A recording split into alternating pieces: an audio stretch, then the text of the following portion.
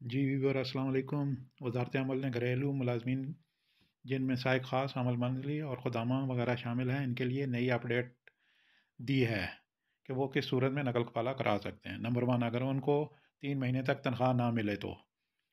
Number 2 پہ اگر کفیل اقامہ رینیو نہ کرے تو۔ نمبر 3 پہ ہے اگر اقامہ ایکسپائری ہوئے 1 مہینہ گزر جائے۔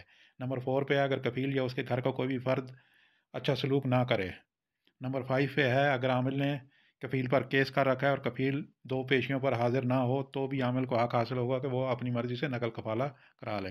نمبر 6 پہ ہے اگر کفیل نے جھوٹا حروف کرا رکھا ہو تو بھی عامل یہ ثابت کرے کہ کفیل نے یہ ایسے ہی خام خواہی کیس کیا ہوا ہے تو وہ اس کو بھی حق حاصل ہے کہ وہ نقل کفالہ کرا لے۔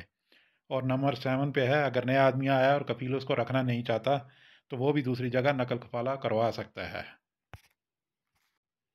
دوسری خبر بھی سعودی عرب سے ہی ہے۔ اخبار 24 کے مطابق فلاحی ڈیل کا ایک طیارہ معمول کی پرواز پر ریاض سے جدہ جا رہا تھا کہ اسے فنی خرابی کے باعث دوبارہ ریاض ایئرپورٹ پر ہنگامی لینڈنگ کرنی پڑی۔ اس پرواز کے مسافروں کو جدہ پہنچانے کے لیے نیا شیڈول جاری کیا جا رہا ہے اور مسافروں کو مختلف پروازوں میں ایڈجسٹ کیا جا رہا ہے۔ اخبار 24 کے مطابق سعودی عرب میں ریاض اور مکہ مکرمہ میں قربانی کے جانوروں کو ذبح کرنے کے لیے آن لائن بکنگ کا نظام شروع کیا جا رہا ہے تاکہ لوگوں کو تکلیف سے بچایا جا سکے۔ وہ گھروں میں ہی بیٹھ کر آن لائن دن اور وقت دونوں سیٹ کر سکیں اور کون سے سلاٹر ہاؤس جانا ہے قربانی کے لیے وہ بھی بک کر سکیں گے۔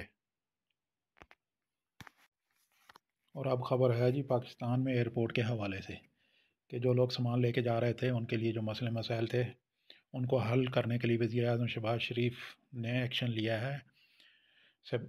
شہباز شریف کے معاون خصوصی سلمان صوفی نے کہا ہے کہ جن افراد کا بیرون ملک قیام ایک